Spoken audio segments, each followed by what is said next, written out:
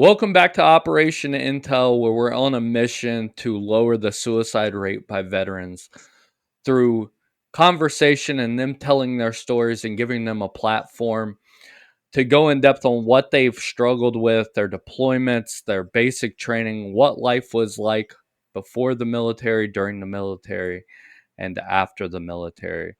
Today, we have somebody else that I deployed with, Dan Longnecker. How have you been? Dude, I'm doing the best I can. I'll tell you that. It's been a road. It's definitely been a road. I've had the highs and I've had the lows. But I can honestly say that I'm so happy that you're doing this because I've watched all the videos that you put out with all of our fellow buddies and stuff, or battle buddies, and it's been very touching. And that's from the first one, and even I think Lion was the first guy. He's like, kind of posted something. I seen something on it. He's like, Whiteman's doing this thing. I'm like, dude, I'm in. I'm totally in. And then um, it's been taking some time since you and I've been able to speak. Just our ups and lows. With busyness with me, you, and all that stuff like that. But I'm so happy to be able to do this with you, man. I really, honestly, I am. And you're doing good stuff, and I appreciate it greatly. I really do appreciate that. When I first started doing this, the idea was I knew that there were people out there that were struggling still to this day. And I was one of those people, to be honest with you. Life throws us curveballs, and sometimes you just need somebody to talk to. And I was doing the news thing, which it seems like everybody, especially now, is doing the news thing, breaking news, right?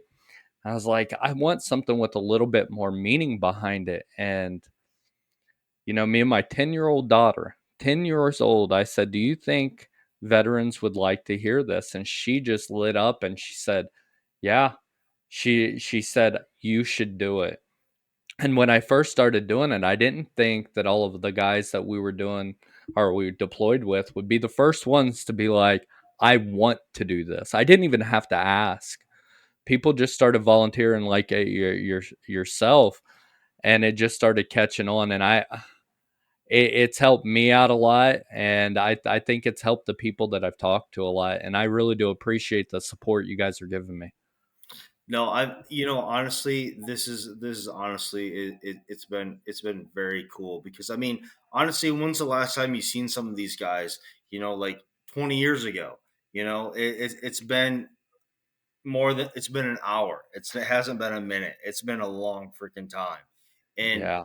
just to be able to, they have the whole thing. It's like you go and talk, you try to work through things and stuff like that. But when you actually get to see and hear the people that you actually were with, not just some random Joe down at the VFW, or even at the VA or anything like that. It's like you're talking to the people, your brothers that you actually did the shit with, and that is cool. That is very cool. It's awesome because you have, and we talked about this before, we have our different perspectives on how a story goes, right? Yeah, And how I seen the story and how you seen the story. And I've had people call me that I haven't heard from in, like you said, 20 years, and yeah, saying, hey, I remember it this way. yeah, And it's just so neat because it I don't know. It's probably the most gratifying feeling I've felt in a long time, to get to sit down and talk to you guys now that we've came back, we've endured and still enduring stuff that we went through there, and to share those moments again together. Thank God for technology, man. Thank yeah, God for it. So yeah. yeah. It's So cool. And the tell me a hardest little. part, and the hardest part about this whole thing too, is that every single one of us probably want to pick up the phone and call somebody, but we don't do it. We just don't do it. And that's why I appreciate this platform right here that you're doing also that because I wanted to do this. I wanted to I mean, yeah, you and I we weren't, you know, I knew you, you're a Yeah. guy out there, you were in a platoon and all stuff like that. And I was doing everything I possibly can as a mechanic, just trying to make sure that you guys were safe. And you know, you were the boys that were on the road. And it's like to hear your stories, and I was involved with a lot of those stories also, is very satisfying and it makes me feel good. It really honestly does. I'm not the, and it makes it feel like I'm not the only one out there. That right there makes all this worth it. I was talking to Lieutenant Hunyon and I said, there's different ways to get monetized here on YouTube. And I said, I could care less about that. I said, because at the end of the day, we get to share with each other that our stories, but not only that, and I don't know if you've thought about this, but when we're long gone, kids are going to be able to look back on this. Our Yeah. family members are going to be able to look back on this stuff that we couldn't really go in depth and talk to them about and stuff like that. They're going to get to go back on these interviews and be like, that was my dad. That was Yeah. this person. That was this person. And it's just so gratifying to me to be able to do this with you guys that we went through all this stuff together. So I'm glad it does, and I'm really happy that you guys like it and that it's doing something for you, because at the end of the day, that's exactly why I did this. Yeah. It's very cool. Um, it's very cool because I mean, honestly, you know, some of the guys that have been on already, it's just it's good to see their face. Good, just good to see them that they're actually okay. I mean, everybody still has their demons and all stuff like that, the stuff that they're dealing with, and I get that. But it's just good to see their face and hear their voice. It's, I mean, plain and simple. That's what it is. It is so cool, so cool. So I'm very happy that you're doing this. I really am. Thank you. Well, let's get into your story. I'm interested. You know what? We didn't get the chance to know each other very well, or even talk that much. To be honest with you, Yeah, you were in the maintenance platoon. I'm sure. We had some conversations, which everybody did over there, but we didn't really get the chance to get to know each other. And I really do want to get to know each and every one of you guys, what your stories were, because I'm interested and I care about you guys. So, walk me through what life was like before the military for you and what caused you to say, you know what, I want to join the army. yeah. Okay, so I'll start off. I was 26 years old when I joined going into basic training. So at that point, I'd already been married once and divorced. I was working at Michigan Caterpillar as a diesel mechanic. I mean, I had a great job. I mean, I was pulling down some nice money and stuff like that. Um, and but the bad thing is I sat in the bar every night after work, and I was just like, yeah, I've got the money, I got all this other stuff like that, but I'm just like, I had no drive or will of having a good life. The bar was my thing. So my middle sister, 17 years old, graduates from high school. She had a full ride to go to West Point and with volleyball and do that whole route. But instead, she chose. She asked her parents at 17 years old, "I want a full enlist. I'm not going to go to West Point. Screw it. I'm going to go in." So she signs up, and at 17 years old, as an MP, goes to Germany. I'm like, here I am, 26 years old, after divorce. I'm like, you know what? Fuck it, dude. I've always wanted to go in the military. I tried to do it when I was 18 years old, but when I was younger, I got shot in the eye by a BB gun.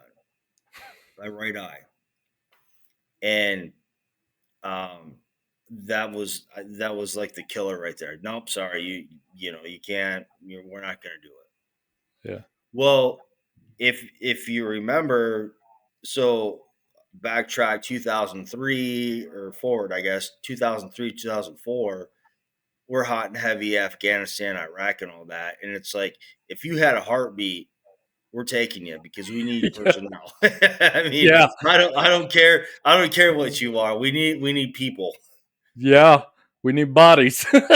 Yeah, Right. yeah. So I went to the recruiter's office and I said, "Here I am. I'm ready to rock and roll." And they did everything they could. I mean, I had four waivers medically, four waivers going into the mills, going in at 26 years old.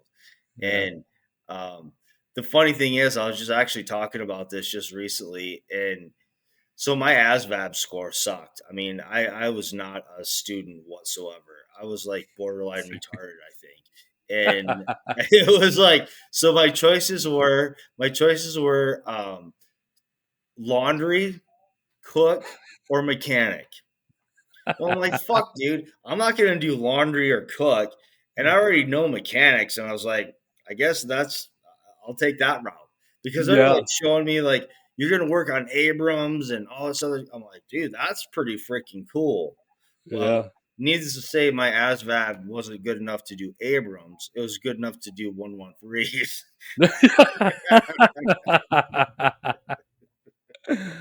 Oh Yeah. gosh. So going through basic training. It was fun. I was ready to rock and roll because I that was like in my head of this is what I'm gonna do. Um, Yeah. it is what it is. So the drill sergeants yelling and all this other jazz like that really didn't bother me much because it was like this is my job, you know. Okay, I was mentally ready to do the basic training, and I actually trained prior to because I had when I enlisted. I think it was like it was like December, and I didn't go to basic until March, so I had a few months to actually really get. And I went to the gym every day. I ran. So physically it wasn't really that tasking on me. Um, and honestly, to look back, if I could do basic training again today, I would do it. It was actually kind of fun. I see. I It was fun. People ask me that all the time. They're like, It's fun. "What would you do basic again?" And I would much rather, and this is saying a lot. This is telling you how much I hated basic training. I would much rather go back to Iraq than I would go Shut through up. basic I Really? swear to you, man. I Wow. thought Iraq, yeah, we were in let's be honest, we were in a shitty spot, Yeah. but I loved it. I absolutely loved being there. I loved the camaraderie, the brotherhood. I loved all of that. And basic training, I just thought that it's like practice before a game. I loved the game. I hated practice. Just let Yeah. me get out there already. Um, but I would much rather go to Iraq again than I would basic training. You know, honestly, I'm glad you're happy. I'm happy you said that because I love that rack too. I really, honestly, I did. Yeah. You know, like you said, that was the game. That was our Super Bowl. That was our, yes, basic training was your practice and all stuff like that. I loved it for the conditioning. I loved it for all that jazz. Um, I don't know. It wasn't very difficult for me because, like I said, I was 26 years old, and the drill sergeants knew that I was older, a little more mature than all the 18, 19, 20 year old kids, and I was actually a platoon sergeant of our squad or of our platoon, and it wasn't very difficult for me because I feel like being the platoon sergeant, I got some. Yeah, did I get some shit when all these assholes were these young kids were out of line and stuff like that? Yeah, they broke me down on that, but it was like whatever, like it is what it is. And Yeah. because I was mentally prepared for it, I knew Yeah. I physically and mentally was ready to do it, and that's okay. That's okay. It's part of the I, game. yeah, and I think a lot of people, and we had talked about this before before we started recording this. A lot of the people that I see were in between that age of 17 to like 21. I know I was 20 when I went in, and I was seeing a lot of 18-year-olds. And now, come to find out, we had people like McCoon, Crouch, Poncho, Zorro, all those guys were 17 years old. You're still a kid. Yeah, So you being able to kind of experience what life was like outside of, high school and getting a drink and stuff like that. I mean, I could see you being a lot more mature and being it not bothering you as much as what it did me. I mean, it bothered the hell out of me. I'll be honest with you. That first shark attack, buddy. I'll tell you what. That got me. And I was in sports all growing up. You know what I mean? I thought I yeah, had it and stuff. yeah. Yeah, it was rough, man. It So was I got really to the rough. point too, because I don't know if you remember this. So your bunk, you had to have it squared away, like Yep. your wool blanket, all that stuff like that squared away. I would square away and I would sleep underneath my bunk. I wouldn't even lay on my bed because I didn't want to fucking make that shit on stuff like that. I'd lay on the fucking cold concrete floor and I'd sleep because you only got 4 hours of sleep majority of the Yep. time, and they're coming in there just waking your ass up and doing something. Yeah, I'd just sleep underneath my bed so I'd have more time to get up and not have to make my bed because it was already That is genius. done. And you know what's funny about that? You said your ASVAB score was low. Yeah, That's working at a genius level, buddy, because I would have never thought about that. And my ASVAB score was so low. They were like, the only thing you're able to do is go get blown up. yeah. That's about it. It's yeah. I got you, pal.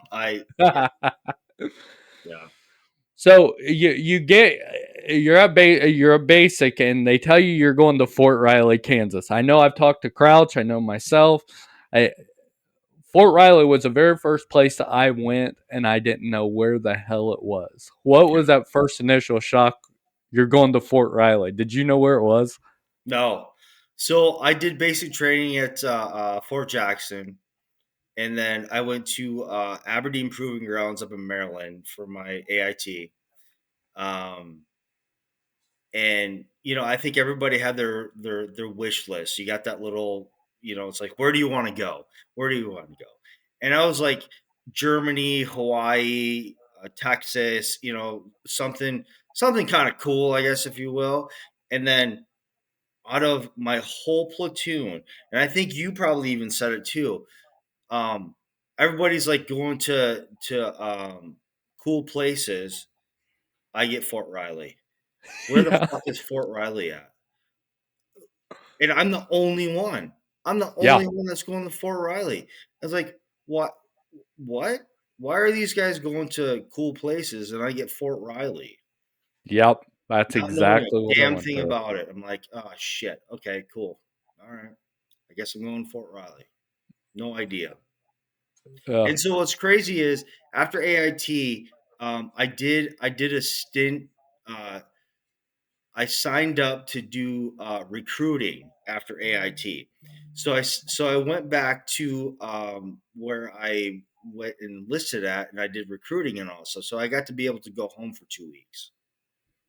And so I'm hanging out, doing all that jazz, and I'm driving. So when it was time to go to Fort Riley, I jump in my car with all my gear and I drive out there. And it's like, wow, there's There's nothing out here. nothing out here. Nothing out here Yeah. whatsoever.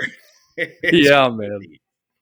Yeah, just crazy. So you know how you like first get there, you have to do like the in processing. You stay with all those cats and all that stuff, and so I go through all that jazz, and then I get put into first engineers. That's where that's home.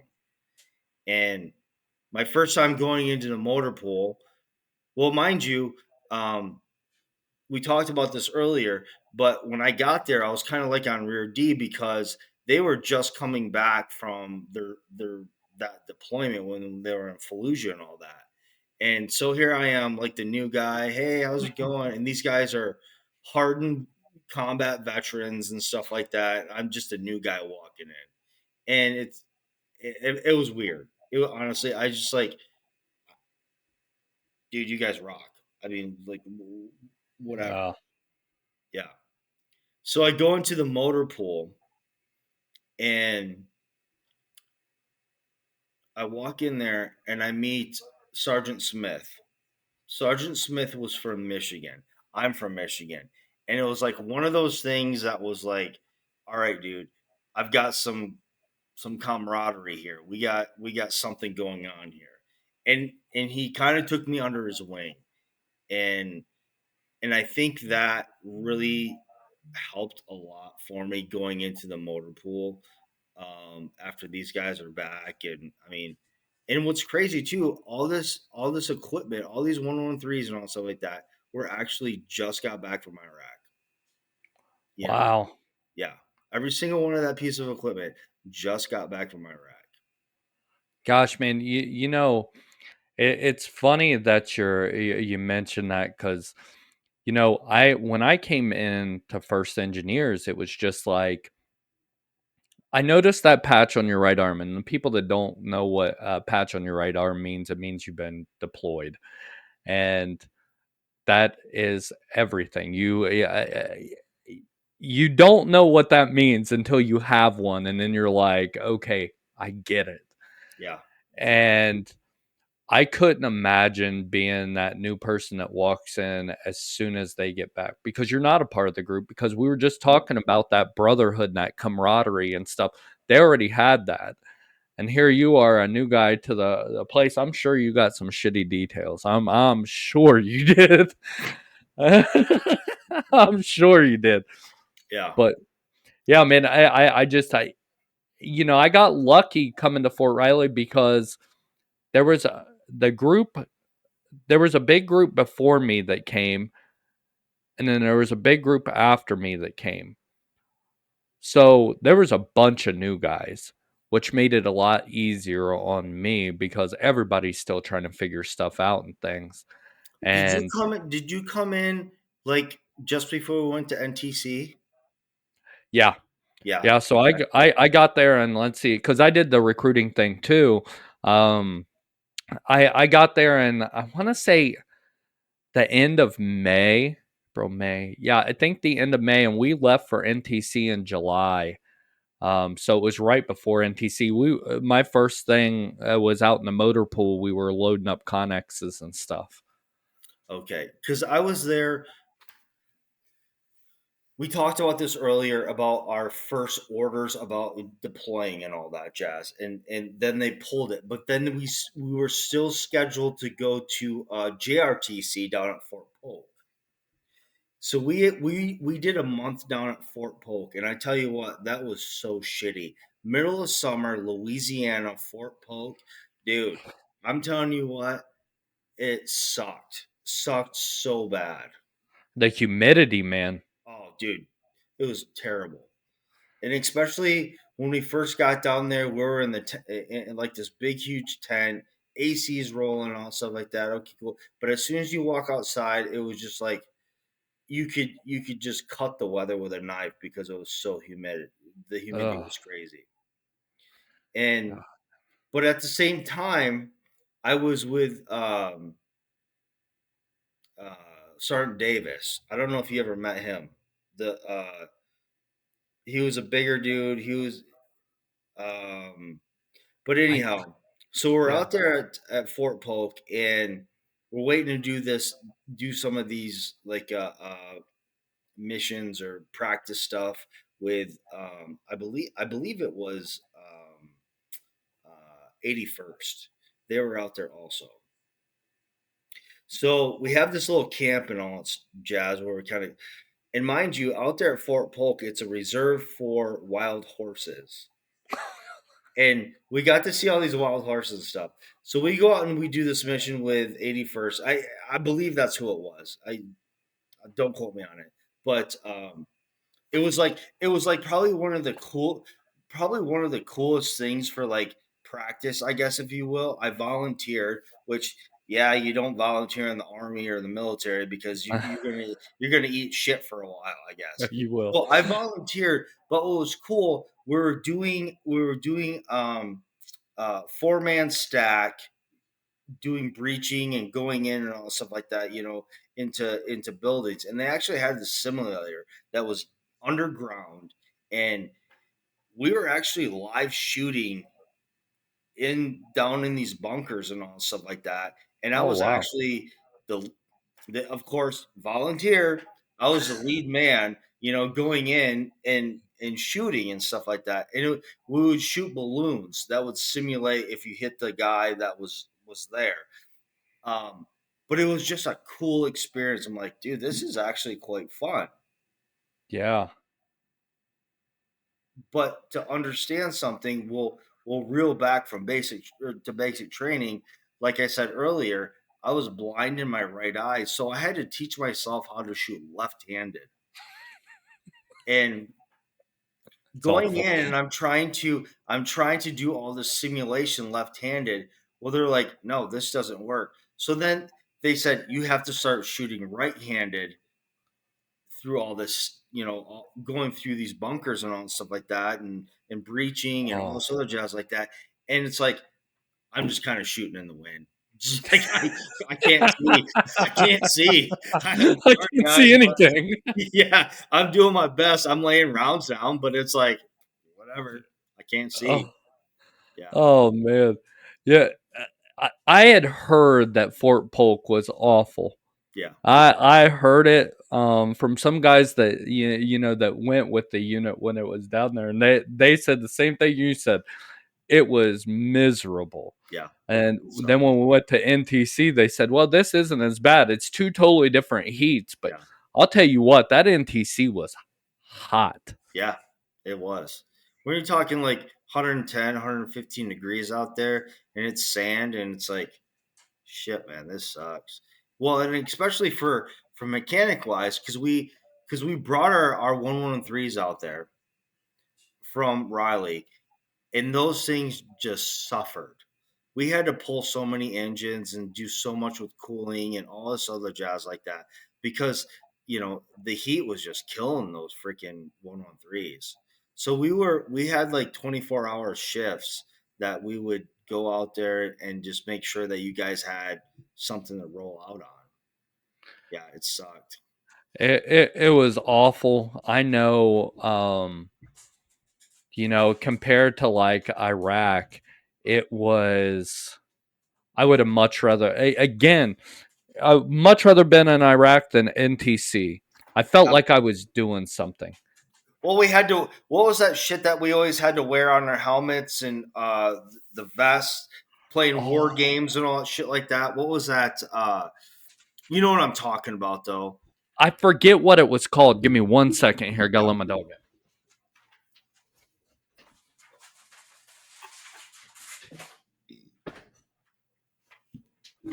Sorry about that. They were sitting there whining at me. No worries. I forget what it was called, but you had to on the tip of your M4 or M16, you had this little. I think what color was it? Yellow or orange? It was red. It was It a was it red. was a I was red. way off. Yeah, whatever. I know it was one of those colors, but yeah, I know what you mean. And then I think the 113s had something on it too. If you Yes, got hit, yes. okay, yeah, I Because remember that. because I'll tell you what, a 113 that I was in got hit. I had to stay out there with a couple guys for like a day and a half out there because it was like dead because there was Oh, like no recovery, and we just had like a couple MREs. We had our just a little bit of water and stuff like that, but we had to sit out there and just camp for a while. Just And camp. that and it was so hot, man. Yeah. Do you remember the sandstorm that hit us when we Yeah. were out there? Yeah. Oh, and Do you then it started remember? raining. Okay, so here, I'll tell you what. I was just going through a bunch of photos and stuff like that just recently, and I have pictures of the river that was coming through our tent and stuff like that. That was just like Oh, totally destroyed everything in our tent. So I ended up, because we actually had a dozer. So it was me. I was running the dozer. It had a tiller on the back or something like that to make a routing so the water wasn't going through the tents and stuff like that. So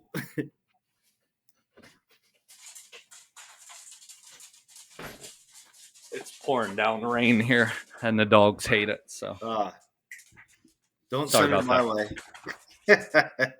Go. So I'm sitting here with this dozer trying to divert that river that's going through our tent, and I put this blade down on the back of the dozer, and I literally cut the internet line to the talk. So not only was it we're just getting hammered with rain and all this stuff and the flood through our tent. I cut the internet, and dude, Oh, so all the people on the top were so pissed. I'm like, what do you want me to do? I all the officers were Yeah, upset. yeah. Sorry, you're sitting in air conditioning. And you don't have AC. Sorry about that, guys. Yeah, Yeah, come and play with come on out us. here with us. Yes, yes, exactly. Join the party. Yeah, yeah, Yeah, man. It's funny that you mentioned pictures because uh, the other day, and that's where I added this back here, but my my aunt had made me a giant scrapbook of all my pictures and stuff, yeah, and my 10-year-old had pulled it out, and she was like, "Well, what is this?" And it goes through basic training, it goes through everything, and it's just it's sort of like this where you get to look back and you remember those things, yeah, and it makes you laugh now, right? That river took out everybody's stuff. yeah. The heat took out my laptop, it melted the screen, Wow. and it was just a mess, man. I hated NTC. And it stunk so bad after that because everything was just like wet all the time, just Oh wet. yeah. So you remember we ended up like rolling up the sides of the tent just so that we could get some kind of breeze, so it wasn't like suffocating in there because it stunk so bad. And then actually after that, the mechanics, we had our own tool shed and our little place where we kind of hung out. I stayed the majority of the time there, slept there because it smelled so bad in the freaking in the tent. It was just like screw this. This is ridiculous. This sucks. No, I don't know about you guys, but a lot of the guys with me didn't want to. They didn't want to shave. There were people you would see them with razors, and they were just dry shaving because they didn't. They didn't want to get out in all that heat, man. I Yeah. mean, it was. It was tough. It really. I mean, when you come from Kansas or like even like from the Midwest and you're not used to that type of heat. I mean, even just even in Kansas, we never seen that type of temperatures. We go No. out there and get thrown into it, and it was just like this sucks.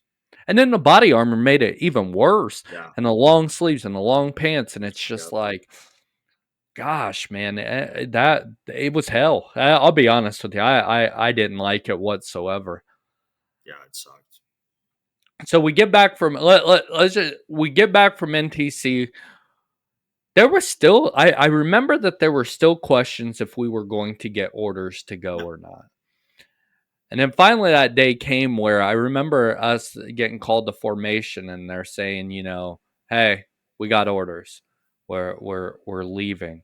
Um, and I know we had talked about this before, but what was that feeling like for you? Because I know for me, being 20 years old, just losing my cousin Yep. a year before, it was scarier than hell, and I know that it was scary for my family. What was that like for you? So I want to touch on this real quick. I feel for you and your family about losing your cousin and stuff like that, and um, that sucks. That really, honestly, that's a bad thing, and I feel for you um, and your family, and I still appreciate the idea that you were like, okay, I'm gonna push through and still do this whole mission that you planned out to do. So I want to say that you doing this not only helps me personally, and I hope everybody else that gets on here or listens and stuff like that, that that it helps you have some healing, you and your family have some healing from the loss of a family member. So thank you for doing this. It's awesome. I Yeah, I do appreciate that, and I told you this just a little while ago. I think I look back on it in a different perspective now than I did then, and I look at it. If it weren't for him, um, because we were so close, I wouldn't be doing this, yeah, right? Um, and who's to say, somebody that is struggling, that has listened to these video podcasts and just heard the stories and the yeah, camaraderie and hearing voices that they haven't heard from in years. If it wouldn't have been for him, we wouldn't be sitting here. We would have never have met these guys that I've talked to in previous episodes. We would have never even have met. So sure. as it is a sad thing, and I miss him every single day. I would have never been able to do this with you guys, which this means the world to me, man. So thank you. Yeah, you're very welcome. And it means a lot to me too. And I hope it means a lot to everybody else that listens or comes on here and stuff like that because this is a cool platform. It really honestly it is. Thank you. I I um who was the first cat that you had on here? I can't remember who the first guy was. It was Crouch. Crouch. Yeah. And honestly, when I got the actually it was Lion was the one who kind of put me onto this deal. And I think after his message saying that you were doing this, and that's when I contacted you. I was like, dude, I'm in. I'm in Yeah. 100%. And it's like because I've struggled. I've struggled a lot since Iraq. I really honestly I have. Um, but like you said, seeing the people, hearing the voices, and all jazz like that, and you doing this is definitely you don't understand. I mean, I've cried multiple times just listening to this stuff, just because it's just like it brings me back, and it's just like the heart and all that jazz that people have, and just seeing the people. It's like, dude, I haven't seen you in 20 years, and this is so freaking awesome.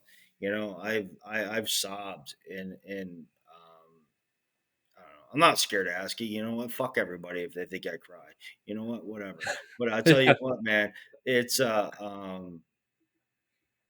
if you don't, I guess if you don't, I think this is part of healing. I think this is the part of the healing part of it. Just like you, I think the majority of the people, and I hope I'm speaking correctly when I say this, is that I think the majority of people have it inside of them. They just need to let it out. And this is a good avenue to just let it out. Talk with somebody man, Yeah. and Yeah. um that's the biggest thing. It's neat that you mentioned that. That means the world to me, that it means a lot to you. On my end of it, it was weird because I recorded two of the podcasts, I think, same day. The very first two that I did, which was Crouch and Sergeant Smith. And I loved hearing the conversations and stuff like that. Loved hearing it. Doing all the editing and doing all that and coming up with the logo. And it was a lot. Then when I put them out, I did another interview and I didn't get the chance to sit down and watch it. So I had put out the third interview, and which was Macaluso, Yeah, my and boy. yeah, I'll tell you what, yeah, his story is incredible too, of all the shit he's been through in his life. So Um, I wanna touch on that, not to stop you. yeah, go for it. So, Macaluso, um, my soon-to-be wife, she spent a lot of her time down in Louisiana. So we went down there, and I met up with the cat. I met up with him, his wife, and his daughters, and all stuff like that. And it was an awesome reconnection and stuff like that. So after New Year's, like he spoke to and all that stuff, he actually called me. He's like, dude, I'm struggling very hard. He goes, that was like, I felt like I was back in Iraq. And once I got off the phone with him, I said to my fiance, I was like, book me a plane. I'm going to Louisiana. And like 2 days later, I was down there and I was hanging out with him and all of the EMS and firefighters and all stuff like that that had to experience all that shit like that. I was down there. I mean, the dude was struggling hard, and Yeah, I was so happy to be able to. And I'm not saying this to get any like I don't know kudos or anything like that, but it was a yeah. brother in need, and it was awesome that he called me and wanted to talk about that, and that was just gave me the fire to be like, dude, I'll be there for you. So I went down there and spent 4 days with the guy and just hung out and we talked and the crazy thing about it is like every single one of those EMS and firefighters and officers and all stuff like that were there. We had I think there was like 15 at this dinner table and they accepted me into their fold of we're it's so awesome that you came down here for John and just hung out and I still I still chat with all those cats and stuff like that and it's so freaking cool but I'm so happy that he reached out to somebody to like just Say have I'm someone. struggling. Yeah, yeah. And and that's what I don't think a lot of us understand is that we're going through the same stuff, right? Mm, We've seen the same things. There's going to be times in life where we struggle with something and it brings us back, but the fact that you flew down there, not I mean, it says a lot about the person you are, but then it also meant the world to him because that's a familiar face. That's somebody that went through the shit with him. And I don't think enough of us realize that if we would just pick up the phone, yeah, that's all we got to do. We have it at our fingertips. We got Facebook, we got everything. We're not in Vietnam where we don't know where those guys are, right? yeah, We have the ability to stay connected to each other. We have the ability to support each other. And we just got to pick up the phone and say, hey, I'm struggling, yeah, which to me is amazing that you yeah, went down there to help him out, man. So that's amazing, and the fact that they welcomed you with open arms that's that Southern hospitality. I know oh, those dude, people from Louisiana, buddy. I'll tell you what, they got something right because I know Crouch's family opened their arms to me, and yeah. just amazing people, It's a amazing southern people. thing. I honestly think it's just a southern thing. I mean, it's like you get the Midwest and all that, but when you go down south, it's family, man. It's 100% family.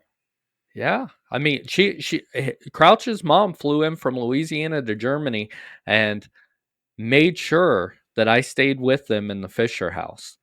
Yeah, And if nobody knows what the Fisher House is designated for family only. It doesn't. She made sure that I stayed with them, which yeah, was, I mean, it just made it nice for me.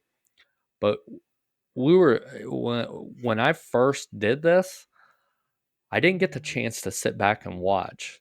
So from my perspective, yeah, I'm getting to talk to you guys and stuff, but I don't. I don't get the full experience of it because I'm editing and stuff like that. I laid down on the couch one night and I was like, I'm going to go through these Yeah. and just watch. Yeah. Not critique myself, not anything like that, just watch. And I'll tell you something. I stayed up till 4 o'clock in the morning watching I watched them over and over again. Yeah. And it just made me smile because it brought me back. So Yeah. it was cool, man. It's Yeah. just it was I cool. get you, pal. I do, Yeah. 100%. I get you. I get you Yeah. 100%.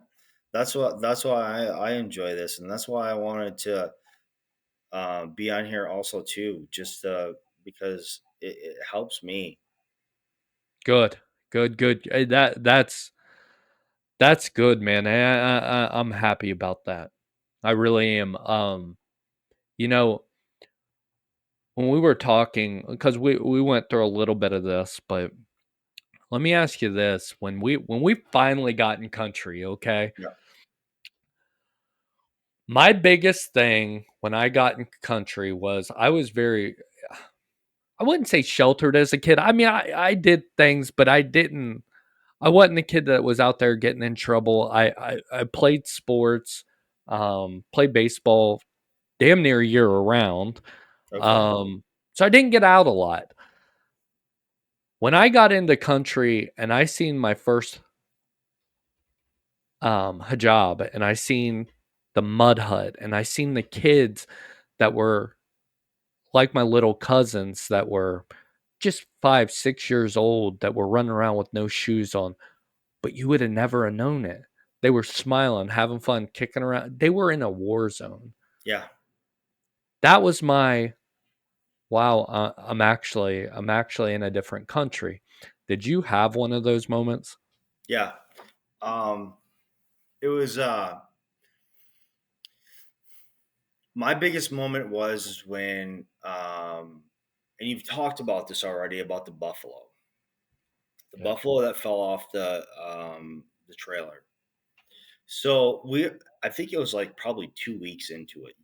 Um, you all boys were out doing your route clearance and stuff like that, and here we are in the maintenance closet, and we get this buffalo back that we had to tow back in because it wouldn't run.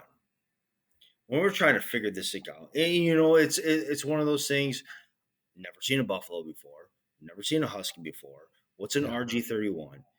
I mean, when we were at NTC, I mean, I think that was the first time I ever seen a buffalo, and but it was just like, okay, here it is, and no clue on any of this equipment. I mean, the only thing that we knew were Humvees, 113s, um, you know, equipment like that. And it's like, okay, how do we try to troubleshoot this? How do we try to, I mean, this is a different animal. I mean, it's a freaking buffalo. Yeah. So then we get to, then we were like, okay, we have Mantech support over an Anaconda. We know how that whole thing is. So put a mission together, throw that sucker up on the hat, we tie it down, figure like, you know what, everything's good to go. We make that turn. I can't remember what that little town was, but anyhow, It was we right go. there by the river, wasn't it?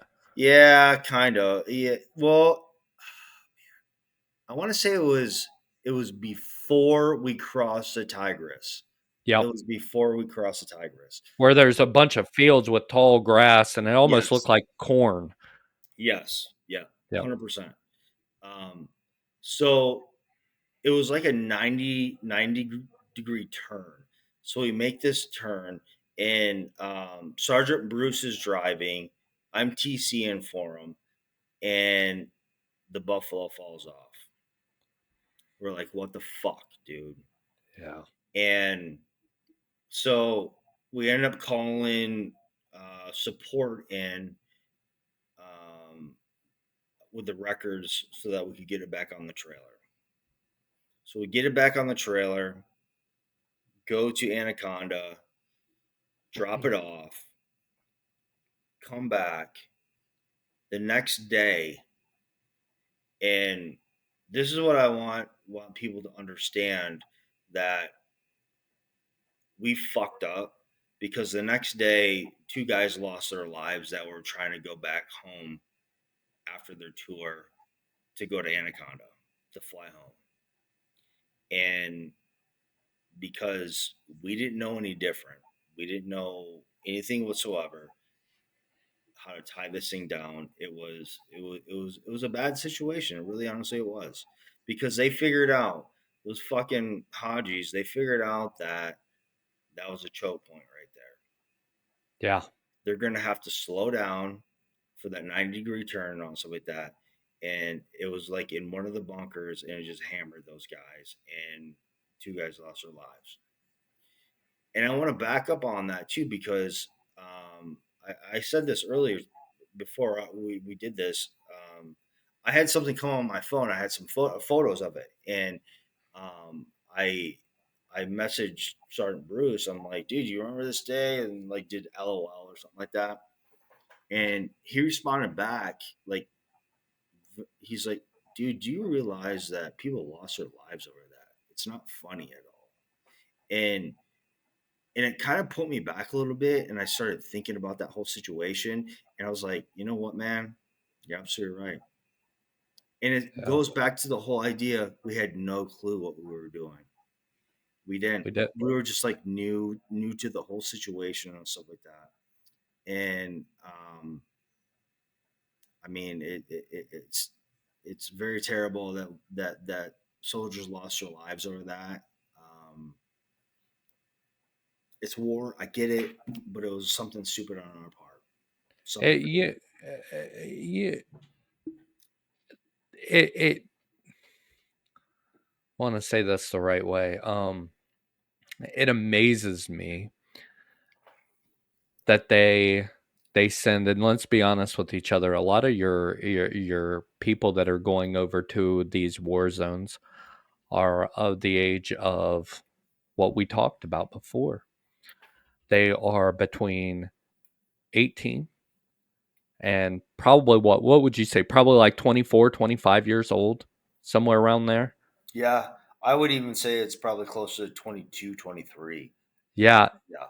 Well, So no, because I guess if you were to look at like platoon sergeants and stuff like that, but I mean for like I yeah. guess us and all stuff like that, like the lower ranked, the majority is what you're talking about.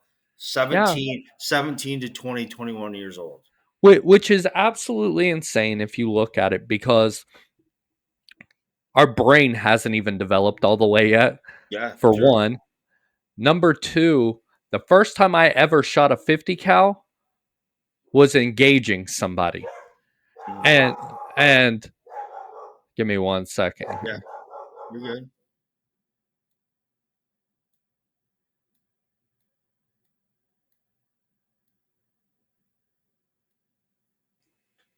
Sorry, she is very loud.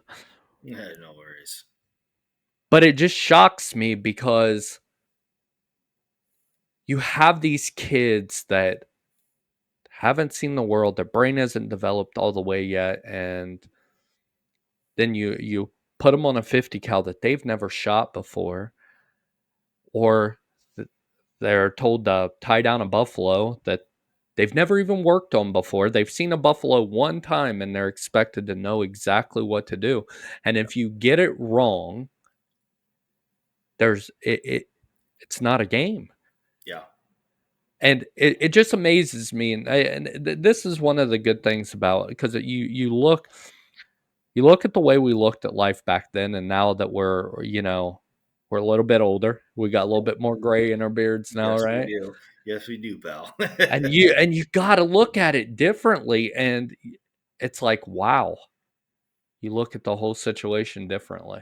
So it's like after having that experience and you've lived it and also with that, now you've had time to years to process and all that, and you're like, if I could go back what I know now, 20 years ago, shit would be different.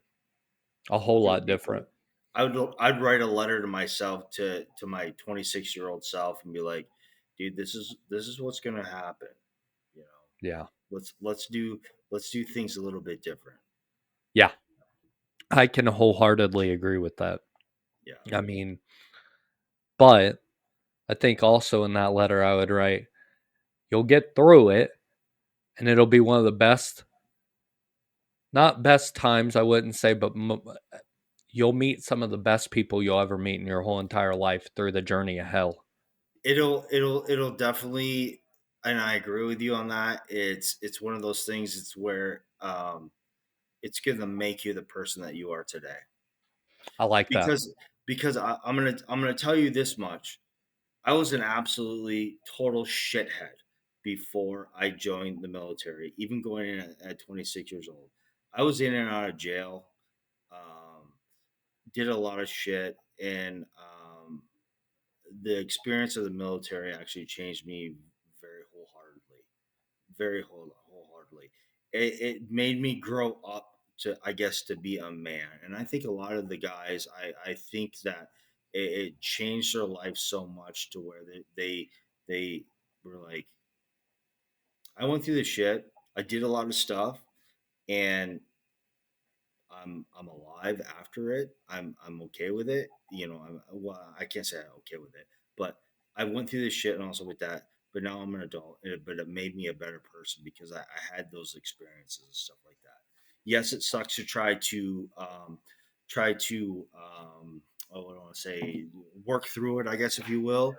Yeah. And but at the same time, it makes you a better person, I think, because you had to go through all that heartache and, seeing. And I mean, how is it that you're 17 to 21 years old and you say you laid down a 50 cal and you took someone's life so you could go Yeah. home? So you could Yeah. go home. That was like plain and simple. It's either them or you. I'm Yeah. I'm going home. Yeah. I'm going And home. and then, not only that, but then you're still a kid and you're going to have to deal with that for the rest of your life. Yep. And how are you going to justify that? And then not only that, but the questions you get asked by, people who you weren't there with, people that don't agree with why you're there. And I think we went over this too. I didn't care why we were there. I don't know if weapons of mass, I have no clue about any of that. What I did, the only thing I cared about, and we went through this, was a person to my right and my left got home safely to the people that they loved. Yeah. Because I knew what that felt like. I knew what it felt like losing a loved one. Yep. And I tried to make damn sure that their family didn't have to go through that.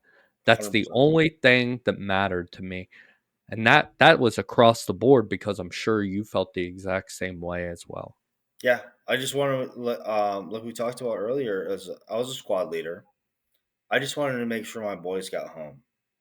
That's all I cared about. Yeah. If I didn't make it, okay, but I wanted my boys to be able to go home because they have people that love them back in the states. And yeah, we're doing our job. I mean, plain and simple. We signed up to do this job. I Yep. mean, it's like going to work at a car dealership or going to work at a cell phone place or go do, fix medical equipment or whatever. But this was our job that we signed up for. We volunteered to do this. Yep. And and for me personally, when Sergeant Hartman said that I was going to be a squad leader and also with that, I was so hearted, like my boys are going home. That's who I'm in charge of. I mean, for me, being an E5 squad leader, it was stressful. And honestly, it was because I had boys that I had to make sure that they were going home. They're going outside the wire. They're gonna, Yeah. I had to make sure that they knew what they were doing. They knew what they were expected because the majority of them, they were young kids. They were kids, and um, it's like you make sure that you know how things roll. I mean, because shit's real. Yeah. And I don't know how. because the stress for me just having to worry about the person to my right and to my left was a lot. But being a squad leader and having to make sure that you make the right decision Yeah, that protects all your guys, that's a lot. yeah, It truly is, and until you have somebody's life in your hands and whether they live or whether they get hurt or whether they don't make it home to their family is on the based off of the decisions that you have made. yeah, That's tough. yeah. That is, it's tough. And I'm going to So say something about this too. I'm going to call him Soft Cap Smith, Sergeant Smith. yeah, yeah. Soft Cap. Soft Cap. Oh god. I forgot all about that until Sergeant Washburn called me and he said that, and we had a good laugh out of that too because I forgot all about that. Oh yeah, Soft Cap. Dude, I still to this day I love that man, and I know you. I love the interview that you had with him and all the appreciation that you had for him. That cat was I I love that man. I really honestly I do. Him and I we had some words together and stuff like that, and it got pretty dirty sometimes. But at the same time, I respect that man. He's an awesome dude, awesome He freaking dude. you know that guy really looked out for me because yeah, gosh, even throughout the years, I'll tell you this. This is how much of a leader that man is. I was really close to Greenwood, and I don't know Yeah, if you remember Greenwood yeah, real well or not, but I was close to him, and I hadn't talked to Greenwood in a long time, and I was trying to get back into contact with him. I just couldn't find him. Now I found out that he had passed away, and yeah, I think it was his wife that had got, or his ex-wife now, that had gotten a hold of me and told me. And I mean, it was it was shocking. Um, but we go down there to Dallas, and a bunch of us met up there. Sergeant Smith was one of them, and I was asked to speak. And I have this where I don't mind talking to people. I'm in this. I do sales and stuff like that. But as soon as I seen his picture up there on the, for the memorial thing, I couldn't talk. I just started bawling. And yeah, this man got up and said, "Don't worry, I got you." Nothing wrote down, nothing. Walked up there and did a whole speech so I didn't have to get up there yeah, and lose it. So I have a lot of respect for him. Um, he's one hell of a good guy, man. yeah. I'm glad you think the same I about do. I Soft Cap. like Mike a lot. I love Mike. Mike, soft Yeah. cap. Yeah, fucking soft cap. Yeah, Yeah. So that's funny. so tell I just got informed probably about a week ago about that, and I remember it. I remember, and we were talking about this before, but um, you were down in Bakuba, Yeah, and I believe you guys were in the largest firefight, and because we were under 25th ID, 25th ID history since I believe World War II is what was being told to me. yeah. Tell me a little bit about that day and what that was Okay. like. That so you had the Buffalo situation, and then it was literally probably like a week or so just after. And granted, we're all new into country and stuff, so we're doing this, and um, there again, I volunteered to jump in the back of a RG to be the mechanic and all that. And so the guys that I was in the RG was Cavasio. He was on the 50, Helmuth, and I still can't remember who the driver was, and I feel bad and I apologize. I'm gonna put this out there, Jay. I apologize that I don't remember you, pal, because you're a fucking solid dude. Um, so we roll through Bakuba. Um, we were number three, I believe, in out of four in the convoy, and um, we're rolling through town because we're gonna meet with second platoon at another checkpoint because they were just did a route clearance out and about and all stuff like that, and then we were gonna hit this checkpoint, meet up with them, and wheel back. But so when we were going through Bakuba, it was just like it just seemed like an everyday. Everybody was out, cars were driving around, yada yada yada, and stuff like that. We found a guy that had an RPG, so we detained, got the RPG. Um, it was Sergeant Sosby. He made the decision. We got to this field outside of town. We put a water charge on it, blew it up. Um, I think we just let the guy go or whatever. Um, so we get to checkpoint and we meet up with second platoon and we make the turn. We're going back into Bakuba. It's fucking dead.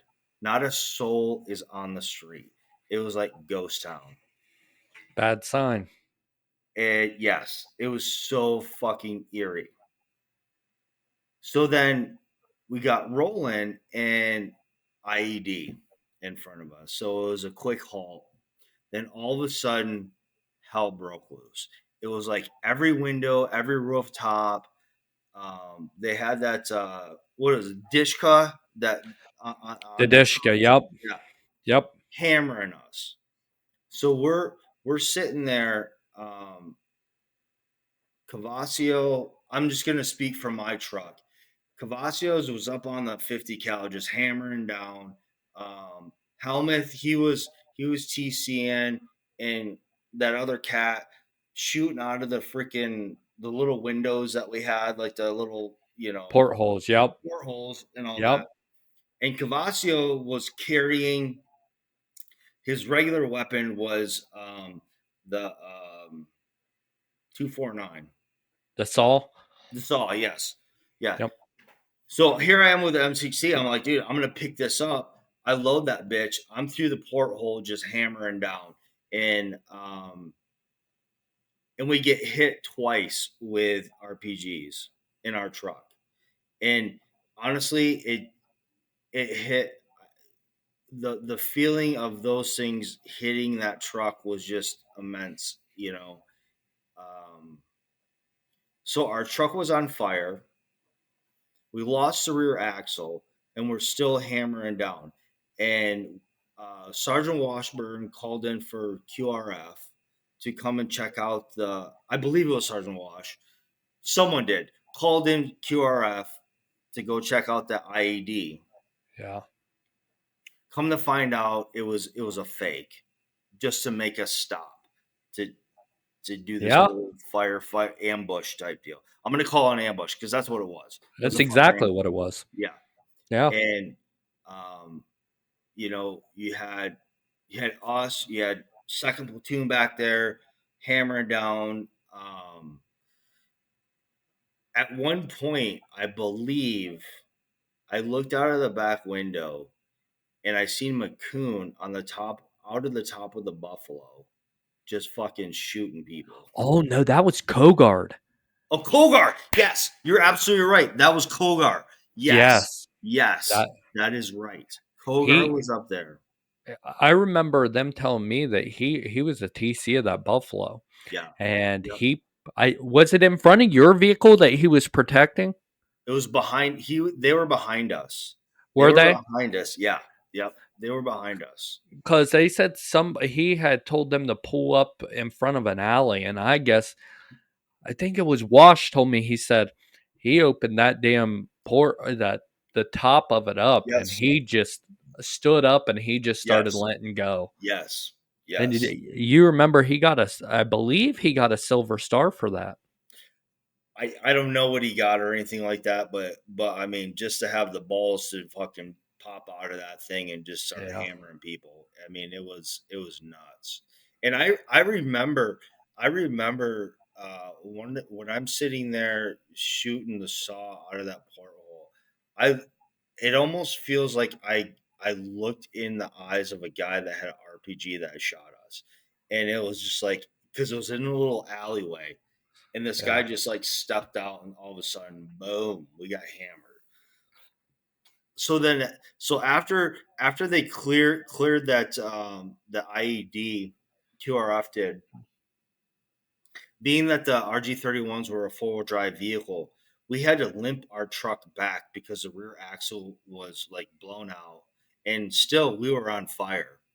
And we're going back, and I remember over the radio, Sergeant Washburn said, he goes, he said something about, do you guys realize, I can't 100% remember. He goes, do you realize that it lasted 23 minutes or 28 minutes? Because as soon as it happened, he touched his watch and started timing how long that whole thing was, and it was like 23, 28 minutes or something like that, that's the whole thing happened Uh, until we uh, could clear out of that whole deal. Sergeant Wash, I'll tell you something, and I had a conversation with him. He was another guy that he was a hard ass, and Yeah. I told him that. I mean, but he did exactly what we needed in those certain times. He showed up, and Yep. he always. I never had to doubt which side Sergeant Wash was on. He was always for the soldier, Yeah. and it doesn't. He was always thinking usually one step ahead, Yep. but he was a lot like Sergeant Smith also, where he would listen. If you had a better idea than him, didn't matter if you were an E2, if you had a better idea than what Sergeant Wash had, we're going to roll with that because that's what keeps everybody safe. And the amount of respect I have for that man also is, I mean, it's a great guy. Yeah, I agree with you a million times over. That dude is solid. He's a Yeah. solid cat. Solid cat.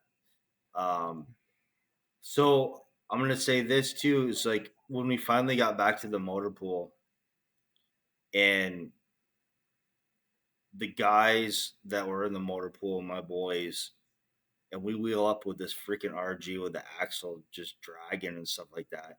And I come out of the back of that thing, and the first person I seen was Sergeant Hartman. And I honestly sat there on the ground and I was sobbing because my adrenaline was going so much because I thought we were gonna fucking die. As many times that we got hammered with RPGs and stuff like that, I was just like, and especially I can't speak for the rest of the guys in that truck, Yeah. but it was just like, holy fuck, dude, are we gonna make it through this thing? And it, I did. I'm not afraid to say this, but I sat there and I sobbed. My Yeah. heart was like jumping out of my chest, and it was just like, holy shit.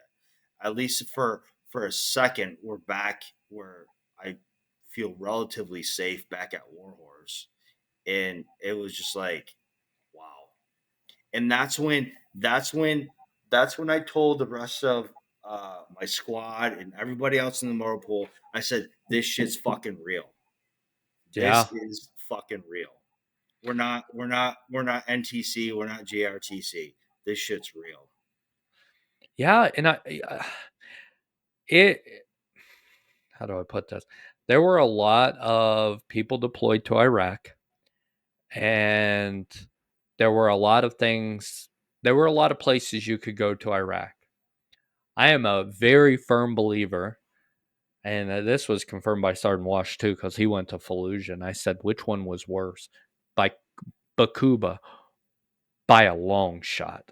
He said, that was the worst spot you could possibly be in, and they stuck us in it.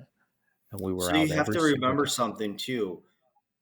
Just before we got there, they made a big, huge push out of Baghdad, and Yep. that's where everybody went was Bakuba.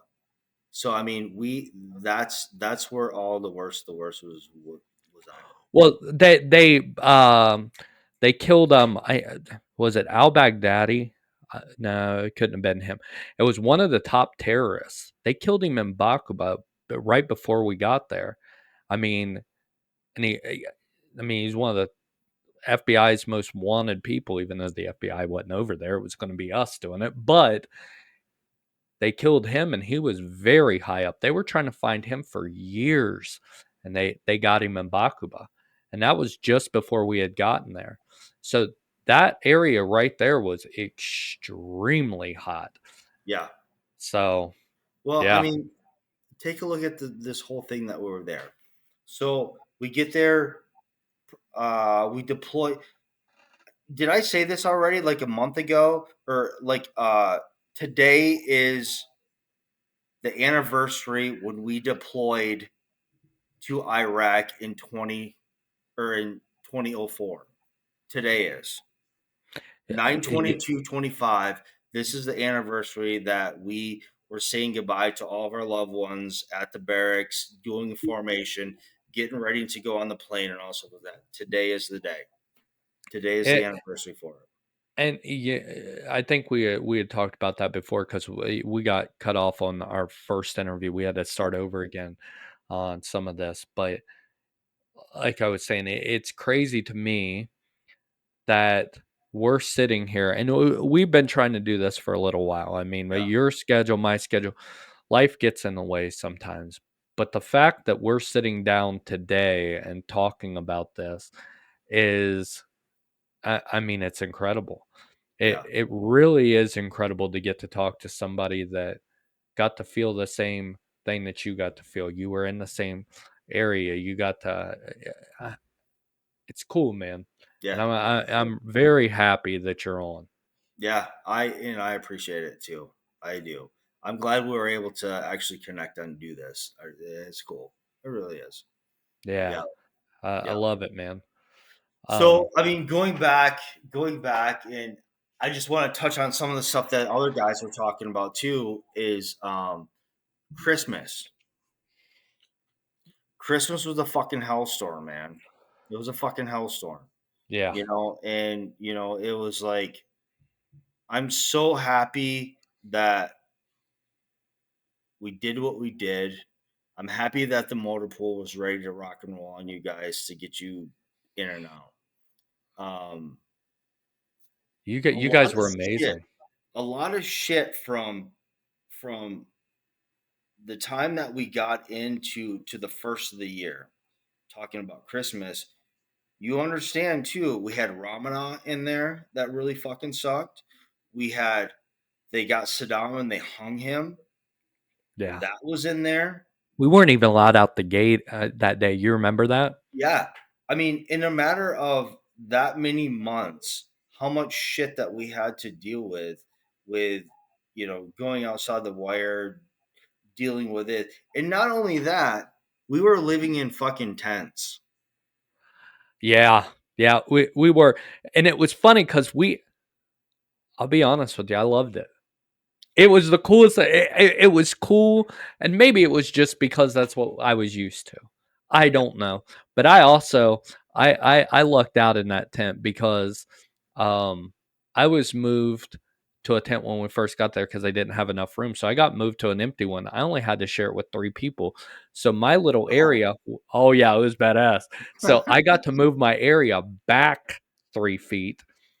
Then come to find out my area was the only area in I want to say a lot of, except for the officer choose, I had cable, so I could watch. Yeah, Look at I you. had to. So I got to watch like football, and I got to watch the AFN. So like if And you UFC got to was watch on, you got to watch all the porn too. I I, I can neither confirm nor deny. Eh, rest and relaxation, buddy. Rest and There you relax. go. That's R&R right there. That's Yeah, man. R&R. Yeah, but I think being able to have that spot, we were intense. We were, but I like that better than when we were up at Spiker. I did Yeah, in the I building. agree with you. I agree with you on that. I did. Although for me personally, up at Spiker, I had an apartment, so I mean it was I because it was myself and because we were the first guys. It was me. It was a quite a few of us maintenance guys. We went up there and we were the ones that cleaned all the where we stayed because it was full of Okay. bat shit and all stuff like that. We cleaned all that stuff like that. So I was able to pick my area. And dude, I had an apartment, I had a balcony, I had all this shit, dude. I was Off like, of your room, you had a yeah, balcony? dude, You I had a son of a freaking bitch. balcony, dude. I was like, yeah, check me out, boy. that's Oh where my that's where me and Sergeant Bruce would sit out there and smoke and just chill god. out. And I mean, it was cool. Oh gosh, I'd get up on the roof. You'd have about 5 people trying to get out there to smoke. I wasn't a smoker, but I would just try to get out there just to because a lot of us were on profile. We couldn't go out the gate when we got right when we got the spiker. I might have went out on 5, 6 missions, and Yeah, then talking to Sergeant Wash, he was like, "Go get seen." And as soon as I got get, as soon as I did that, they were like, no more of that." So we I spent a didn't. lot I of time. honestly, I didn't like Spiker I because hated it. I still had to go out on missions with a dozer and stuff like that. And do you remember the Stairway to Heaven? Sure do. I got a picture of it, buddy. I got it too. It's hanging out Yeah, that way. I yeah, got that drawing and stuff. Um, I had to clear out all those mounds and stuff like that off this because guys were getting hit all the time because I had that big dozer. And dude, that sucks so bad, so freaking bad. I yeah, hated it because I didn't know. Because here you are, you got this big dozer, you're clearing all these mounds and all stuff like, or these mounds, and you have no idea what these idiots have planted anywhere, yeah, yeah. and it I sucked. and those they were pretty big because I remember what you were what you're talking about because we were getting. Gosh, I just remembered this. See, this is why this is so nice. Is because stuff's coming back. I remember. I don't know if we had found an IED or what exactly had happened, but we went off road and it was there was like a little roadway to this building, and for some reason we had maybe it was QRF. I know it was 82nd Airborne. No offense to the 82nd Airborne guys, but every time that they yelled 80 or airborne over the comms got on my damn nerves. But they were proud, whatever.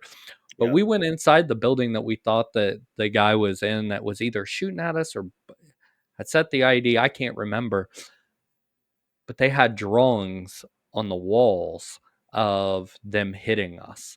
And really. oh yeah, yeah.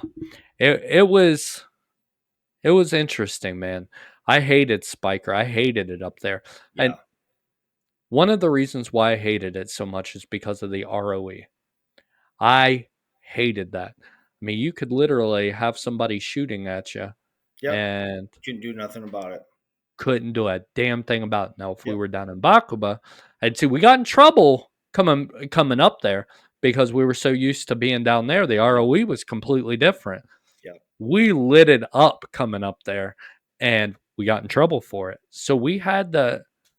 It's like sit down and take it. And Yeah, if they hurt one of you guys, then you guys can do something. yeah. That's why I hated it so much. But S- yeah, There's a couple missions that are even with that dozer and something. I mean, I still want to go back to Baku, but or Warhorse, but I remember going on missions and I love the freaking Kiowa helicopters. Those dudes were so trigger happy. It was just unreal, dude. You call yeah, those because they always for the missions that I was on, they would always be our air support. And those guys would fucking be like, I love this shit. You tell me when and I got you. And they yep. would light shit up, man. Oh dude, that was so awesome. Those people Lieutenant were Bolton was so good at yes. that. Yes. He was always on the horn. He Let's air hellfire, support. hellfire, Yes. hellfire, Yes. hellfire. I don't Yes. think they. funny enough, I don't know if you have him on Facebook or not, but he went and flew the Apache helicopters. Yeah. No, I remember after we got back, he was gonna go warrant to go fly. I Yeah, remember that was he was keyed up for that. Yep. he's also a lieutenant colonel now. Okay. Very Yeah. cool. Very Um, cool. Um, but going back to let's go back to Bakuba Warhorse.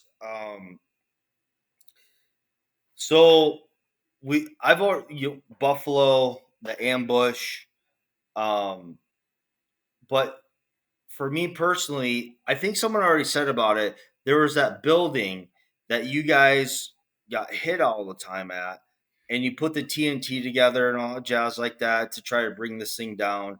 And so I was out there with that big dozer. I don't know if you remember that or not, but I was out there with that big dozer, and I'm sitting there, and that one fucking cat or whatever was up there shooting, and I'm sitting here taking pop shots in this dozer that's up armored, and I'm just sitting there just laughing. It's like, dude, what are you gonna yeah, do? What the hell are you going to do? yeah, And at one point I got out of the dozer and on top of that building, and I can't remember who I was. There was two other cats up there with me, and we're sitting there, and there's just like bullets going, and we're just sitting there just laughing like fucking kids. It's like, yeah. what are you gonna do? And and then I didn't know this until I seen the video because we had Bradley's with us out on that mission. I don't know if you've seen the video or heard the video or anything like that. I But did. do you remember? Do you At remember? the right building. Yes, exactly. Yeah, yeah. Just fucking lit up. It's like, is that the right one? Yeah, yeah, man. I was. It was me and Sergeant Lowry, and we were sitting up on top of that building. And the reason why we were sitting down was because we had got up, we were suppressing fire, and then we went back down, got back up, shot some more, and as soon as we ducked our heads down, I heard pew, pew, and it was a Dude, it sniper. could I could have been up there with you because I mean I can't, like I said, I can't remember who I was up there with, but I was on top of that building and we're just sitting there like We shooting could have rounds been. down. Yeah. I remember a couple things from that day. Getting shot at by the sniper. It was either the Bradley or the Abrams shooting, and then the building rocking, and me and Sergeant Lowry looking at each other. And he was like, "Did you just shit your pants?" I'm like, "I'm pretty sure I did." And we just, because you didn't know what the hell was going on, you had no comms.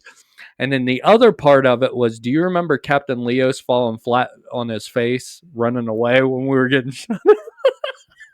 I'm not gonna say yes or no to that. I'm gonna get in trouble for that one, I'm sure. But those are moments that I remember, and So what yeah, really sucked about that day for me personally, um, so I had the big dozer. You guys detonate that building, and it just stayed there. I mean, it didn't move. I mean, didn't some of the budge, buddy. concrete and stuff like that, fell apart. So then for me, with that big dozer, my mission was to knock down the rest of the building with Yeah, the dozer. So I'm up there trying to do all this stuff. Well, I got hung up because there was so much rebar underneath the yeah. track of that thing. And so I was stuck on top of that fucking building. We ended up having to have two Abrams pull me down and put me on the trailer on the hat. I think I And and and so it was just like because I got so high centered with all that rebar doing the turns and all stuff like that with the tank or with the dozer. And dude, that was so. Then we finally get it on the trailer, and we like, all right, cool, mission done, yada yada. We go back to Warhorse. So here I am. I got this D9 with a ball of rebarb underneath it. We ended up take both of our I think it was our C7 Caterpillar dozers, hooking up to it to pull all that shit out from underneath it. I mean, it was a mess, just a mess. man. Yeah, it's funny because with each person that I talk to, I remember more and more and more and more about what we did. It's just it's awesome, man. This is really cool. Um, so I have about another, couple minutes here. Okay. We get back from Iraq. Um, and did you get right out I or did. did you? Yep. Yeah, I Yep. did too. Tell me what life has been like, or maybe some of the struggles you've had Okay. um, getting out, and some of the things that you've kind of struggled with, things like that. So, I use alcohol to mask. I would probably say that I'm an alcoholic. Um, I I didn't realize it very much when I got out. My ex-wife, she's the one that actually steered me to go to the VA because I was hallucinating. I couldn't sleep. My anger was heightened. Um, I would use alcohol to try to make myself feel better. Yeah, Um, so until I actually got into the VA, and it was a I would have to say it was probably like 3 or 4 years because I didn't think I had anything wrong with me. I mean, it was I still had that mentality. I was like, there's nothing wrong with me, not a thing. But until she got to the point and said, listen, you need some help. You honestly need some help. And um, I I finally decided to go to the VA and starting to realize that yeah, there's something wrong with me. yeah, And still to this day, I still do counseling through the VA. good. Um, I'll tell you this much. I will tell anybody that listens to this and also like that. Yeah, it's a pain in the ass. It really honestly is to sometimes to get some help and all that, but keep going. Just keep going. There's gonna be the right person in the VA that's gonna check the right box or something like that to make it so that you can get some help. And it's worth it. It's 100% worth it. Um, I I've I've I've dealt with suicide. I dealt with alcoholism. I dealt with depression. I dealt with anxiety. Um, Fortunately enough, with the help of the VA, I've honestly have kind of controlled a lot of that stuff. Um, you know, I put the barrel in my mouth before, and it's not fun. It really honestly is when I look back at it. But I have to. The biggest thing about it is what I've learned after.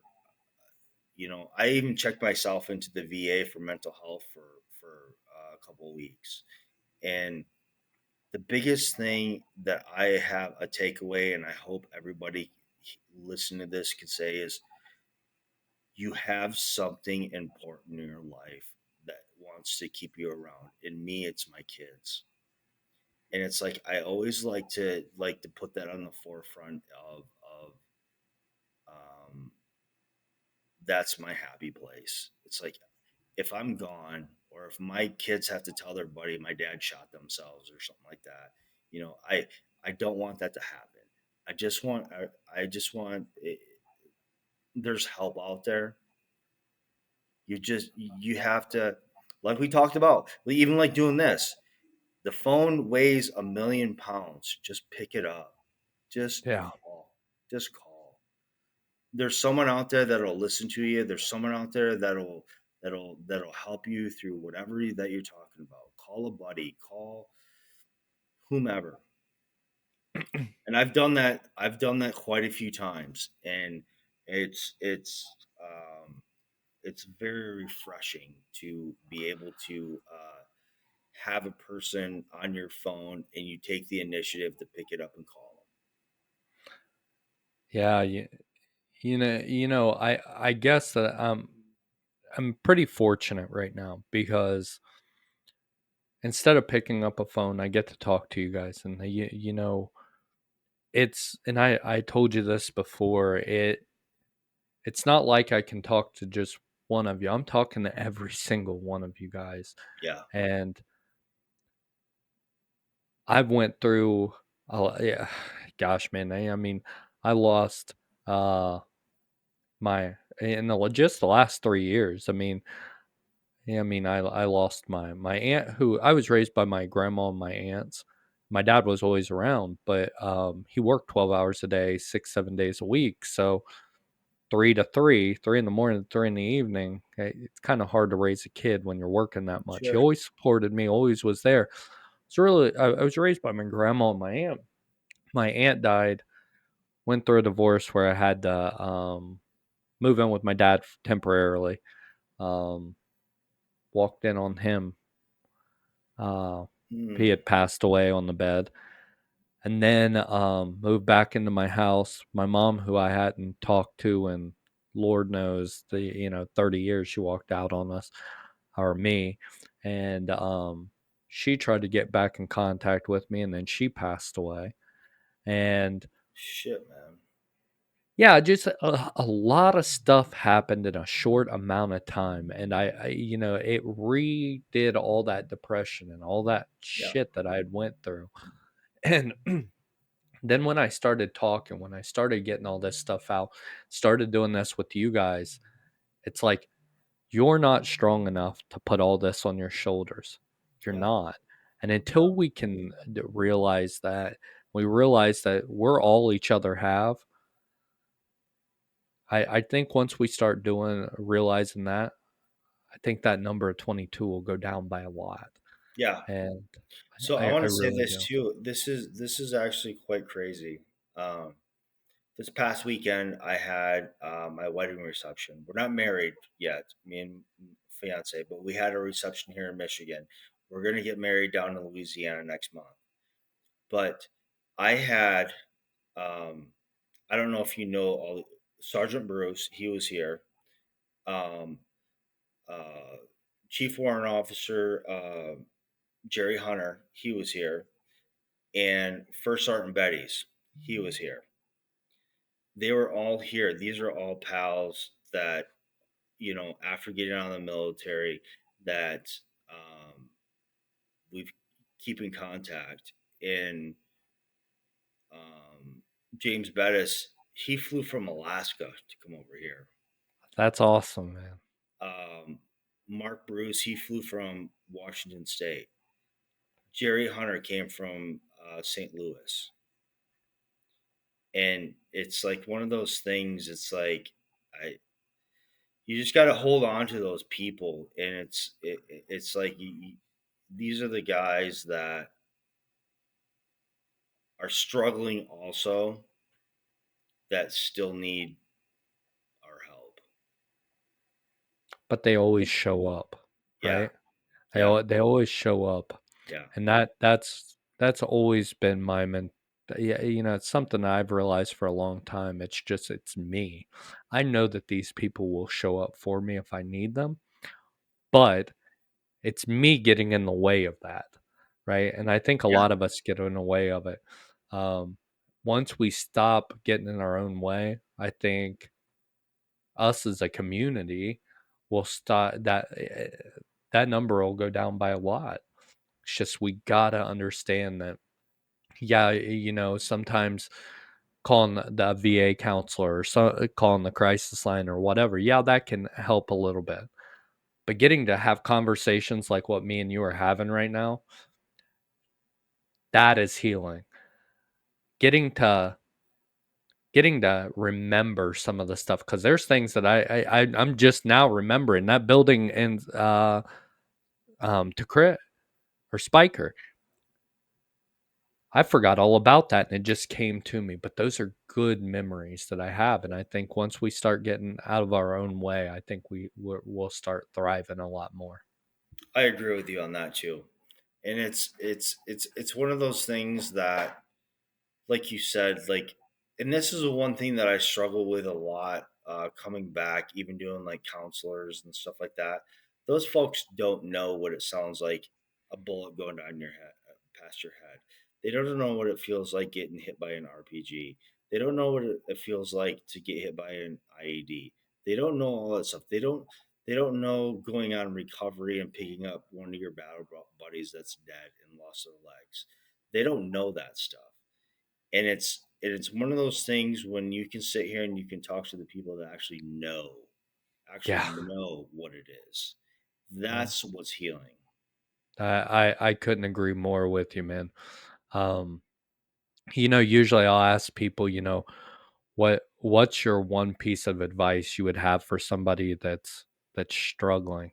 Um, I think we went through it, but what would be, let's just say there's somebody in our unit or another unit, because here's the thing, we're a community. I don't care if I served with you or not. If you need somebody, I'm there for you. But what would be one piece of advice you would give to somebody out there that is struggling Hmm. the way you did? And what would you ask them or tell them to do? I guess I would say pick up the phone. I Yeah. know it sucks. I mean, because all of us have that mentality is like I'm 10 foot tall and bulletproof, and I can do this, but you can't. You can't. Just talk to somebody, call somebody up, go visit somebody, get on an airplane and go visit somebody if you're feeling that way, or just say, I mean, because it's just everybody just needs. I think it comes down to this: you need a familiar face. You need to have a familiar face that can actually agree with you what you're talking about. And I Yeah. like that's why this platform is so awesome, and I appreciate you doing this because you just got to have someone to talk to that went through the shit with you. I agree 1000%, man. I really do. Listen, it has been one hell of a good time. I could literally sit here and talk to you all day long, all night about stories and stuff.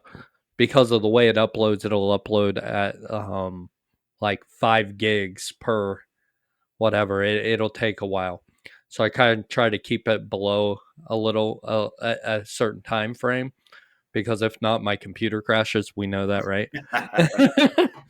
But I want to thank you for um, not only being on the show, but you might not realize it, but you helped me out a lot today. So I appreciate you and thank you for coming on. And you know what, Tim? I tell you what, man. I thank you for doing this too, because it's definitely helpful for me, and I hope it's all helpful for others too. And I appreciate what you're doing. I really do. Thank you. Thanks, man. All right. If you like the content that you've seen, hit the subscribe button. Not only hit the subscribe button, but if you're somebody that just wants or needs somebody to talk to, reach out.